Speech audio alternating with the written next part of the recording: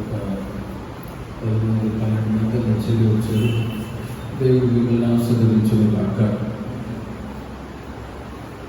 బైబిల్లో 4వ కీర్తన 7-8 చరణాలు చదువుతున్నాం. వారి ధాన్య ద్రాక్షరసములు విస్తరించిన నాటి సంతోషం కంటే అధికమైన సంతోషము నీవు నా హృదయంలో పుట్టించితివి. కీర్తనకారుడు అక్కడ తెలియచేస్తూ ఉన్నాను. ఆ వాక్యాన్ని మీరు నోట్ చేసుకోండి. వారి ధాన్య ద్రాక్షరసములు విస్తరించిన నాటి సంతోషం కంటే అధికమైన సంతోషం. Psalms chapter 4, 7 and 8. అక్కడ మనం చదువుతూ ఉన్నాం. ప్రతి సండే వీకెండ్ రాగానే లోకంలో చాలామంది లోక సంబంధమైన సంతోషం చెబుతూ ఉంటారు.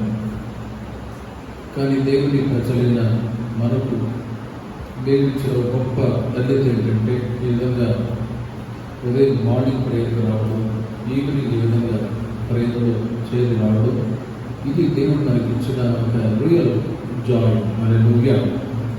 ఈ సంతోషాన్ని దేవుని ప్రజలైన మనకు ప్రభు అనుగ్రహించి ఉన్నారు. కనుక 2 రకములైన సంతోషాలు ఉన్నాయి. ఒకటి లోక సంబంధమైన సంతోషం అయితే క్రీస్తులో ఉండడమే గొప్ప సంతోషం. నేను గోవాలో సేవ చేస్తున్నప్పుడు కూడా వీకెండ్ రాగానే అనేక లోక సంబంధమైన కార్యక్రమాలు, సంతోషాలు ఎక్కువగా అనుభవించడానికి వచ్చేవాడు. That is not the real Joy. కానీ నిజమైన సంతోషం క్రీస్తులో ఉన్నప్పుడే ఆ సంతోషాన్ని అనుభవిస్తాం. బిబ్లికల్గా వాక్యానుసారంగా మీకు తెలియచేస్తాను. ఏది నిజమైన సంతోషం? ఒక ధనవంతుడు ఉన్నాడు. విస్తారమైన ఆస్తి డబ్బు సంపాదించుకొని నా ప్రాణమా తిరును త్రాగును సుఖించుము అని ఎంజాయ్ అని చెప్పి తన ప్రాణాన్ని గురించి చెప్పుకుంటూ ఉన్నాడు. ఆ సమయంలో దేవుడు ఆ రాత్రి వచ్చి, ఈ రాత్రి నీ ప్రాణం నడుచున్నాను, నీవు చనిపోతే నీవు సంపాదించడం నీవు ఎవరి వగునో అన్నాడు. అంటే తనకున్న డబ్బును బట్టి ఈ లోకాన్ని అనుభవించాలి, ఎంజాయ్ చేయాలి అని ధనవంతుడు అనుకున్నాడు. కానీ దేవుడు వచ్చి అంటాడు, నీవు చనిపోతే నువ్వు సంపాదించడం నీవు ఏమవునో. ఈ రోజుల్లో యవనస్తులైన వాళ్ళు లోకంలో డబ్బులు బట్టి చాలామంది ఎంజాయ్ చేయడానికి ఇష్టపడుతూ ఉంటారు. ఎందుకంటే తల్లిదండ్రులు సంపాదించి పెట్టి ఉంటారు. ఆ డబ్బు ద్వారా లోక సంబంధమైన సంతోషం కొరకే ప్రాకులాడే వాళ్ళు చాలామంది ఉన్నారు. అప్పుడప్పుడు మీడియాలో కూడా చూస్తూ ఉంటారు. పెద్ద పెద్ద ఎమ్మెల్యే, ఎంపీకి సంబంధించిన వాళ్ళ చెల్లెలు కూడా డ్రగ్స్ అని ఇంకా లోక సంబంధమైన కార్యక్రమాలు చేస్తూ ఉన్నప్పుడు పట్టుబడి జైల్లో ఉండే అవమానాలు పాల్గొంటూ ఉంటారు. కానీ we are the child of God. దేవుని ప్రజలపైన మీరు ఆ సంతోషంలో నుండి దేవుడు ప్రత్యేకపరిచి ఇదిగో క్రీస్తులో ఉండే సంతోషాన్ని అనుభవించేటట్లు ప్రభు సహాయం చేశారు. హల్లెలూయా. ఈ సంతోషాన్ని దేవుని ప్రజలైన యవనస్తులైన మీరు కోరుకోవాలి. లోక సంబంధమైన సంతోషం కంటే క్రీస్తులో ఉండే సంతోషం. ఏది నిజమైన ఆనందము, సంతోషము అంటే లూకాసు వార్త 19వ అధ్యాయము 5వ వాక్యంలో క్లుప్తంగా 4 పాయింట్స్ చెప్తాను. నిజమైన సంతోషం ఎక్కడ, ఏది అనేది బైబిల్లో చక్కగా రాయబడి ఉంటుంది. అక్కడ జక్కయ్య అనే ఆ పొట్టి వారితో యేసుప్రభు గారు చెప్తున్న మాటలు. అక్కడ ఈజ్ ఎ ట్యాక్స్ కలెక్టర్ జక్కయ్య. అతడు మోసంతో డబ్బు సంపాదించాడు. కానీ తనకు ఒక నిజమైన సంతోషం అనేది లేదు. ఆ సమయంలో తను చేసినటువంటి పొరపాట్లను బట్టి, మోసపు కార్యాలను బట్టి పశ్చాత్తాపడి తన జీవితాన్ని రిన్యూ చేసుకోవాలని ఆశపడుతూ ఉన్నాడు. ఆ సమయంలో ఎక్కడ ఎవరి దగ్గరికి వెళ్తే నా జీవితం నూతనపరచబడుతుంది, నేను రక్షణలోకి రాగలుగుతానని ఆ జక్కయ్య అనుకున్నప్పుడు యేసు ఆ ప్రాంతానికి వస్తున్నాడని ఎరిగి ఒక మేకు చెట్టు ఎక్కాడు.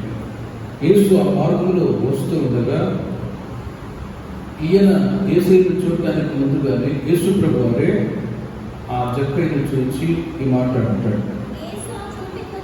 యేసు ఆ చోటుకు వచ్చినప్పుడు కన్నులెత్తి చూచి జక్కయ్య, జక్కయ్య త్వరగా దిగుము. త్వరగా దిగుము. నేడు నేను నీ ఇంటి నిలువవలసి ఉన్నదని ఆ. అతనితో చెప్పగా, ఉమ్. అతడు త్వరగా దిగి చూడండి, అతడు త్వరగా దిగి సంతోషముతో ఆయనను సంతోషంతో ఆయనను చేర్చుకొనెను. అటు గమనించాలి. అతడు త్వరగా దిగి సంతోషంతో ఆయనను చేర్చుకొనెను. హ్యాపీనెస్. జీసస్ యేసయ్యే నా ఇంటికి వస్తానన్నప్పుడు ఇక ఎందుకంటే గొప్ప ధన్యత ఏముంది? ఆయననే నేను చూడాలి, ఆయన ఇంటికి తీసుకెళ్ళాలని నేను అంటున్నాను, కానీ ఆయనే వస్తానంటున్నాడు అని చెప్పి అతడు త్వరగా దిగి సంతోషంతో ఆయనను చేర్చుకొనెను. కనుక ఈ మాటను బట్టి నిజమైనటువంటి సంతోషం యేసయ్య మీలో, మీ ఇంట్లో ఉండడమే గొప్ప సంతోషం. అంత మాత్రమే కాదు, యేసయ్య ఇంటికి వచ్చిన తర్వాత ఆయన భోజనం పెట్టి ఆ తర్వాత రిపెంటెన్స్.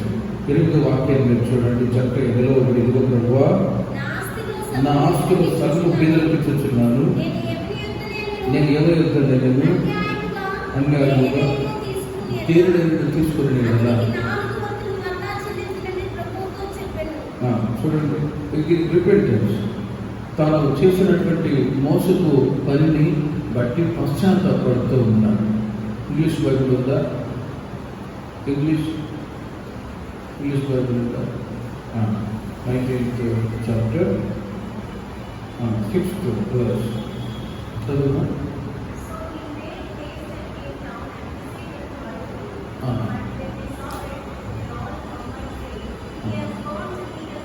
అతను త్వరగా దిగి సంతోషంతో ఆయనను చేర్చుకొనెను. ఇంటికి చేర్చుకున్న తర్వాత తాను పశ్చాత్తాపడి తన జీవితాన్ని మార్చుకున్నాడండి. నిజమైన సంతోషం అనేది రిపెంటెన్స్, మారు మనసులోనే ఉన్నది. హల్లెలూయా.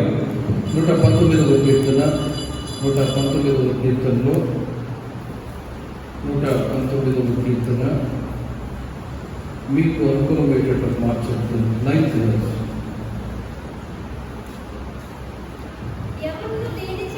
ఎవరు దేని చేత తమ నడత శుద్ధిపరచుకుంటారు? నీ వాక్యమును బట్టి దానిని జాగ్రత్తగా చూసుకున్నట్టు చేతనే కదా. చూడండి, అక్కడ యూత్ పీపుల్స్, యవనస్తులు దేని చేత తమ నడతను శుద్ధిపరచుకుంటారు? నీ వాక్యమును బట్టి దానిని జాగ్రత్తగా చూసుకున్నట్టు చేతనే కదా. 11వ వాక్యంలో నీ ఎదుట పాపము చేయకున్నట్లు నా హృదయంలో నీ వాక్యం ఉంచుకొని ఉన్నాను. అందుకే యూత్ పీపుల్స్ ఎక్కువగా దేవుని యొక్క వాక్యాన్ని చదవాలి. హల్లెలూయా. యూత్గా ఉన్న సమయంలో ఎక్కువగా దేవుని యొక్క వాక్యాన్ని చదవాలి. అప్పుడే ఆ వాక్యం క్యారెక్టర్స్, స్వభావాన్ని మారుస్తూ ఉంటుంది, శుద్ధి చేస్తూ ఉంటుంది. రాంగ్ వేలో నడవకుండా వాక్యం అనేది ప్రొటెక్ట్ చేస్తూ ఉంది. హల్లెలూయా. అందుకే ఎవ్రీ సండే చర్చికి రావడం, ఎవ్రీ వెన్స్డే చర్చికి రావడం, సాటర్డే చర్చికి రావడం, fellowship with God and his disciple, దేవునితో దేవుని సేవకుల యొక్క సహవాసంలో ఉండే అనుభవం ద్వారా వాక్యాలు మీకు ప్రకటింపబడుతున్నప్పుడు ఇంకా మీలో న్యూనెస్, ఒక నూతనమైన మనస్సు నా దేవునికి అనుగ్రహించుదురు గాక. ఆ వాక్యాలు విన్నప్పుడే ఒక నూతనమైన మనస్సు దేవుడు అనుగ్రహిస్తాడు. అందుకే దావీదు ఆ మాటల చేత ధైర్యపరుస్తూ ఉన్నాడు. యవనస్తులు దేని చేత తమ నడతను శుద్ధిపరచుకుంటారు? వాక్యమును బట్టి కదా అని అంటాడు. కనుక యేసుక్రీస్తు వారు చెక్క ఇంటికి వచ్చినప్పుడు ఆయన రిపెంటెన్స్, తన యొక్క స్వభావాన్ని మార్చుకున్నాడు. ప్రభు ఏమంతకైతే నేను మోసంతో అన్యాయంగా తీసుకున్నాను, మళ్ళా దాన్ని 4 వంతులుగా రిటర్న్ ఇచ్చేస్తానని చెప్పి తన నడతని శుద్ధి చేసుకోవడం చేత ఆ కుటుంబాన్ని ప్రభు ఆశీర్వదించాడు. యవనస్తులైన మీరు కూడా దేవుని యొక్క వాక్యాన్ని ఖచ్చితంగా చదవాలి. ప్రతిరోజు ఒక 2 chapters అయినా చదవాలి. మీరు చదువుతున్నారా? పడిపోయిందా? వాక్యాన్ని మీరు చదివితేనే దేవుని మిమ్మల్ని ఆత్మీయంగా బలపరచడం కాక.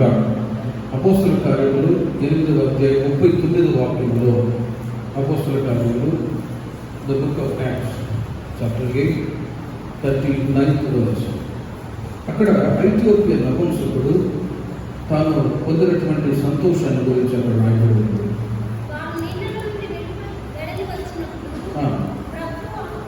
ప్రభు ఆత్మ ఫిలిప్పును కొనిపోయిన నపుంసకుడు సంతోషించుచు నపుంసకుడు తన సంతోషించు త్రోవను వెళ్ళెను. తన త్రోవను వెళ్ళను. చూడండి అక్కడ second, what is the real Joy? నిజమైనటువంటి ఒక సంతోషం ఎక్కడ ఉంది అంటే, ఒకటి లోక సంబంధమైన సంతోషాన్ని అనుభవించడానికి యవనస్తుల రోజుల్లో ఎక్కువ మంది వెళ్ళిపోతూ ఉన్నారు. కానీ అలా కాకుండా దేవుని సన్నిధికి మీరు వచ్చారు, చాలా సంతోషం. ఒక నిజమైన సంతోషం ఒకటి రక్షణలో రిపెంటెన్స్, స్వభావాలు మార్చుకున్నట్టు ద్వారా కలుగుతుంది. రెండవది, ఐథియోపియా నపుంసకుడు యెరూషలేములో ఆరాధన చేసుకొని రథం మీద వెళ్తూ ఉన్నాడు. సడన్గా ఒక ఫిలిప్ అనే సేవకుడు కూడా అతన్ని ఎదుర్కొని ధర్మశాస్త్రాన్ని చదువుతూ ఉంటే, నువ్వు చదివేది అర్థమవుతుందా అని ఫిలిప్ అనే సేవకుడు అడిగాడు. అప్పుడు ఆ నపుంసకుడు అతను అంటాడు, ఎవరైనా చెప్తే కదా నాకు అర్థమయ్యేది. బైబిల్లో 66 పుస్తకాలు ఉన్నాయి. ఈ వాక్యాలన్నీ అర్థమవ్వాలంటే అందరూ అర్థం చేసుకోలేదు. 10 కాలాల గురించి బైబిల్లో తెలిస్తే తప్ప బైబిల్ అర్థం కాదు. బైబిల్ అర్థం కాక రాంగ్గా బోధించేవాడు, చెప్పేవాడు లోకంలో చాలా మంది ఉన్నారు. కనుకనే ఆ రోజుల్లో ఐథియోపియా నపుంసకుడు కూడా ఎవరైనా చెప్తే కదా నాకు అర్థమయ్యేది అన్నప్పుడు ఫిలిప్ అనే ఒక సేవకుడు రథం మీదకి ఎక్కి ఆ నపుంసకుడు చదువుతున్నటువంటి వాక్యాన్ని, దాని యొక్క అర్థాన్ని తెలియచేస్తూ వచ్చాడు. అది యేసుక్రీస్తు వారు మన కొరకై ప్రాణం పెట్టాడని, మన కొరకై ఆయన మరణించాడు, పునరుత్థానుడయ్యాడు. యేసుక్రీస్తు యొక్క శిలువ మరణాన్ని గురించి యెషయా గ్రంథం 53వ అధ్యాయం చూడండి. అతడు ఆ అధ్యాయంలో ముందుగా చదివినట్టు 8వ అధ్యాయంలో నపుంసకుడు చదివినటువంటి విషయాలు ఓల్డ్ టెస్టిమెంట్లో 53వ అధ్యాయంలో ఉన్నటువంటి విషయాలే అతను చదువుతూ ఉన్నాడు. 5వ వాక్యంలో మన అతిక్రమములను బట్టి గాయపరచబడును, మన దోషములను బట్టి నలుగుబట్టబడును, మన సమాధానార్థమైన శిక్ష అతనికి పొందెను. ఈ మాటలకి ఈ ఐథియోపియా నపుంసకుడు రథం మీద ఉండి ధర్మశాస్త్రాన్ని చదువుతూ ఉన్నాడు. ఈ మాటలు అర్థం కాకపోగా ఫిలిప్ జీసస్ గురించి ఒక సువార్తని గాస్పెల్ని చెప్పినప్పుడు వెంటనే ఆ ఐథియోపియా నపుంసకుడు మారుమనసు పొంది బాప్టిజం తీసుకోవడానికి ముందుకు వచ్చాడు. వెంటనే ఒక నీడు కలిగిన చోట వచ్చినప్పుడు బాప్టిజం ఇవ్వడానికి ఏదైనా ఆటంకం ఉందా అన్నప్పుడు ఏమీ లేదని చెప్పి ఐథియోపియా నపుంసకుడు ఫిలిప్ అనే ఒక కాన్సన్ట్రేషన్ చేయబడినటువంటి ఒక సేవకుని ద్వారా ఆయన బాప్టిజం తీసుకున్నాడు. ఒడ్డులోకి వచ్చిన తర్వాత అతడు సంతోషంగా వెళ్ళను అని వ్రాయబడి ఉంది. హల్లెలూయా. కనుక ఎక్కడ నిజమైనటువంటి సంతోషం ఉందంటే, రెండోది బ్యాప్టిజం తీసుకోవడంలో నిజమైన సంతోషం ఉన్నది. మీరందరూ బాప్టిజం తీసుకున్నారా? బాప్టిజం తీసుకున్నారా? తీసుకోలేదా? తీసుకున్నారా? ఓకే. ఆ నిజమైన సంతోషం అనేది బ్యాప్టిజం తీసుకున్నప్పుడే ఆ సంతోషం కలుగుతూ ఉంది. ఆ అనుభవంలో కలిగే ఒక ముఖ్యమైనటువంటి కార్యం ఏంటంటే, ఈ లోకానికి, పాపానికి, సాతాను చచ్చిపోయి క్రీస్తు కొరకు జీవించేటట్లు బ్యాప్టిజం ద్వారా క్రియ జరుగుతూ ఉంది. అంత మాత్రమే కాదు, ఒక నిజమైన సంతోషం ఎక్కడ దాగి ఉందంటే రోమన్స్ చాప్టర్ 14:17 verse. అక్కడ మీరు చూడండి, 3rd verse. మూడవది హోలీ స్పిరిట్, పరిశుద్ధాత్మలో నిజమైన సంతోషం ఉన్నది. రోమీయులకు రాసిన పత్రిక 14:17 వాక్యంలో దేవుని రాజ్యము భోజనమును పానమును కాదు కానీ నీతియు సమాధానమును పరిశుద్ధాత్మ కలిగి ఆనందంలో ఉన్నది. That is the real Joy. నిజమైన ఆనందం, సంతోషం బై ద హోలీ స్పిరిట్, పరిశుద్ధాత్మలోనే ఉన్నది. యవనస్తులైన మీరు దేవుని ఆత్మను మీరు పొందుదురు గాక. ఖచ్చితంగా అనాయింటింగ్ పవర్, ఆ శక్తిని, దేవుని యొక్క ప్రభావాన్ని మీరు పొందాలి. అప్పుడే విక్టోరియస్ లైఫ్, ఒక జయ జీవితాన్ని జీవించడానికి సాధ్యపడను. రిపెంటెన్స్ పొందిన, బ్యాప్టిజం పొందిన హోలీ స్పిరిట్ లేకపోతే, అనాయింటింగ్ పవర్ లేకపోతే జయ జీవితాన్ని జీవించలేదు. ఎందుకంటే ఈ లోక సంబంధమైన క్రియలు వెంటాడుతూ ఉంటాయి. అప్పుడు సడన్గా తొట్టిల్లిపోయే పరిస్థితులు కూడా ఎదురవుతూ ఉంటాయి. ఒక విక్టోరియస్ లైఫ్, ఒక జయ జీవితాన్ని యవనస్తులు చేయగలగాలి అంటే ఖచ్చితంగా పరిశుద్ధాత్మ అభిషేకాన్ని మీరు పొందుదురుగాక. దానికి ఒక గుర్తు ఏంటంటే అన్ని భాషలు. అందుకే వేరే వేరే చోట యూత్ మీటింగ్ చాలామంది జరిపిస్తూ ఉంటారు, కానీ ఏ ప్రయోజనం లేకుండా ఉంటుంది. కానీ యవనస్తులు పరిశుద్ధాత్మ అభిషేకాన్ని పొంది అనాయింటింగ్ పవర్ ఆ శక్తి చేతి నింపబడుతున్నప్పుడు లోకము, పాపము, సాతాను దరి చేరకుండా దేవుడు కాపాడుదురుగాక. ఇది నిజమైనటువంటి సంతోషం. దేవుని రాజ్యము భోజనము, పానము కాదు, కానీ హ్యాపీనెస్ అనేది ఒకటి. లోకరీతిగా సంతోషము ఎక్కడ ఉందనుకుంటారంటే మంచి తిండి ఉండాలి. నేను చదువుతున్నప్పుడు నాతో పాటు ఫ్రెండ్ ఉండేవాడు. మరి నీకు ఏమంటే ఇష్టం అంటే మంచి ఫుడ్ అంటే బిర్యానీ అంటే బాగా ఇష్టం అని అంటాడు. ఇప్పుడు టీపీ సేవకు వెళ్ళాడు, నేపాల్లో ఉన్నాడు.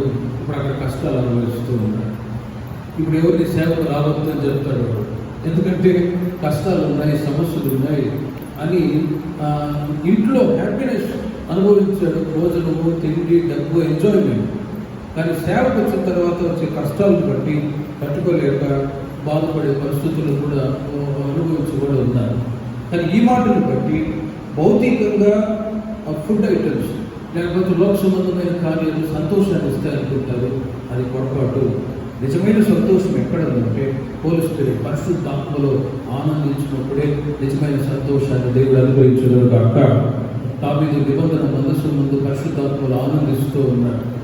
ఆనందిస్తూ ఉంటే మీకాలు, సౌలు కుమార్తె, ఆమె మీకాలు, ఆమె పేరు మీకాలు, ఆమె నవ్వి అవమానపరిచి వెంటనే ఆమె శాపాన్ని కూడా పొందినట్లు రాయబడింది. కామెంట్ చేసేవాళ్ళు, ఎగతాళి చేసేవాళ్ళు, నవ్వేవాళ్ళు ఎంతోమంది ఉంటారు. కానీ ప్రేమ వల్ల ఎవరొస్తున్న మీరు అనాయింటింగ్ పవర్, దేవుని యొక్క శక్తిని పొంది లోకాన్ని, పాపాన్ని, సాతాన్ని మీరు జయించుదురుగాక. సమయంలో మొదటి గ్రంథం 1వ అధ్యాయం 10-11 వాక్యాల్లో అక్కడ అన్న దేవుని యొక్క సన్నిధికి వచ్చి ప్రార్థన చేసింది. దేవుడు ఆమెకు సంతాన భాగ్యం ఇచ్చి ఆశీర్వదించాడు.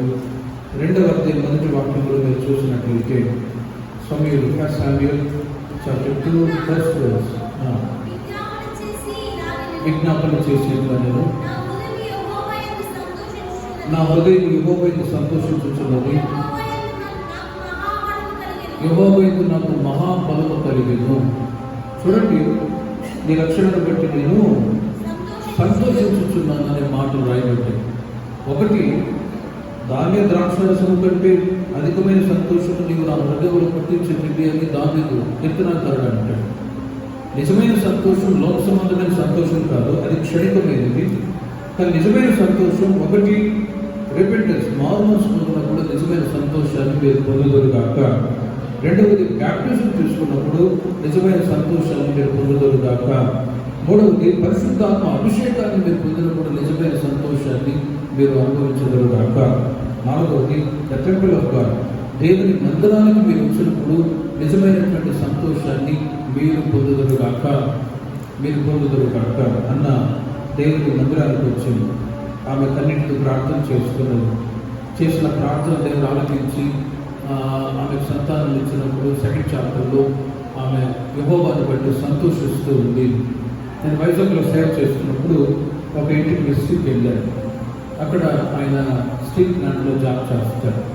ఒకే ఒక కూతురు ఆ ఫొటోస్, మ్యారేజ్ ఫొటోస్ అన్నీ చూపించి చాలా బాధపడి కన్నీళ్ళు విడిచి ఏడ్చాడు. ఏమైందన్నా ఏంటి అని అడిగితే ఒకే ఒక కూతుర్ని చాలా అల్లరిగా పెంచుకున్నాడు. కానీ వాళ్ళ రిలేటివ్స్లో ఎవరికో మ్యారేజ్ చేసి ఇచ్చేసాడు. ఆ అమ్మాయి చిన్న వయసు నుండి చర్చికి వచ్చి ప్రార్థన, బైబిల్, దేవుని యొక్క వాక్యం చదివి చాలా డివోషన్గా ఉండేది. కానీ మ్యారేజ్ అయిన తర్వాత ఆ సహోదరి అమ్మాయి ప్రార్థనను మర్చిపోయింది, మందిరాన్ని మర్చిపోయింది. సడన్గా భర్త టార్చర్ పెట్టి కొడుతూ వచ్చారు. వెంటనే ఆ అమ్మాయి సూసైడ్ చేసుకుని చనిపోయింది. ఎందుకు మాట చెప్తున్నానంటే ఫెలోషిప్ విత్ గాడ్, దేవునితో ఉన్నటువంటి సహవాసాన్ని మర్చిపోయినప్పుడు ఈ లోక సంబంధమైన ఆలోచనలన్నీ వచ్చేసి అలా చాలామంది క్రిస్టియన్స్ ఫ్యామిలీలో కూడా ఆ సూసైడ్ క్రియేట్ చేస్తూ ఉంటారు. అందుకే ఆయన అన్నని అడిగారు, ఇలా ఎందుకన్నా అట్లా చేసుకున్నదంటే భర్త యొక్క టార్చర్ తట్టుకోలేక. ఎవరు అంతవరకు చర్చికి వచ్చి చిన్న వయసు నుండి బాగానే ఉండేది, కానీ పెళ్ళైన తర్వాత సమస్యలు వచ్చినప్పుడు దాన్ని టాలరేట్ చేయలేకపోయింది. నేను చాలా బాధపడ్డాను. అమ్మాయి చిన్న వయసు నుండి నగరానికి వచ్చేది. ఎందుకు ఈ మాట చెప్తున్నానంటే మీరు యూత్గా ఉన్న మ్యారేజ్ ఆఫ్టర్ మ్యారేజ్ ఎప్పుడు తర్వాత అయినా దేవునితో ఉంటున్న సహవాసాన్ని మీరు విడిచిపెట్టకూడదు. హల్లెలూయా. విడిచిపెడితే అప్పుడేమవుతుందంటే డిప్రెషన్కి లోనై లోక సంబంధమైన మనుషుల వల్ల ప్రవర్తనలు ఎదురవుతాయి. ఎనీ సిచ్యుయేషన్, ఏ సందర్భంలోనైనా దేవునితో ఉంటున్నటువంటి ఐక్యతను మీరు కాపాడుకోవాలి. అన్న తన సంతానం లేదు, అయినా కూడా వేరే ఆలోచన ఆమెకు లేదు. కానీ ద టెంపుల్ ఆఫ్ గాడ్, దేవుని మందిరాలకు వచ్చి ప్రార్థన చేసుకొని తన కన్నిటి ప్రార్థన దేవుని సన్నిధిలో చేయడం ద్వారా ఆమె ప్రార్థనకు దేవుని జవాబు ఇచ్చి కన్నిటిని దేవుడు నాట్యంలో మార్చాడు. కనుక ఎవరిస్తైనా మీరు fellowship with the temple of God, దేవుని మందిరంతో ప్రార్థన భక్తి ఈ యొక్క అనుభవంలో మీరు కొనసాగుతూనే ఉండాలి. అప్పుడే మీరు లైఫ్లో నిజంగా ఆనందంగా సంతోషంగా ఉండదు కాక ప్రార్థన చేస్తారు.